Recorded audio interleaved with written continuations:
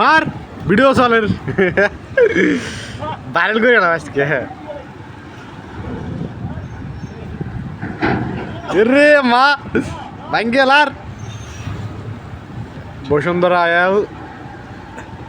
আর দুই পাশে দুইটা রুকনুরের জাহাজ কি অবস্থা দেখেন রে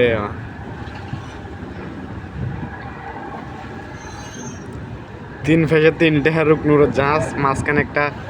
বসুন্ধরা আয়াল একটা এই যে এবার এখান দেখেন এখান বর্ষাকালে আসলে জাহাজগুলো অনেক দূরত্ব বজায় রেখে অ্যাঙ্কর করার প্রয়োজন যেহেতু বাতাস তুফানের দিন ডিস্টেন্স করে অ্যাঙ্কর করার প্রয়োজন জাহাজগুলো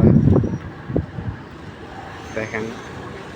দুই ফেসে এটা নঙ্গ করছে একদমই হয় নাই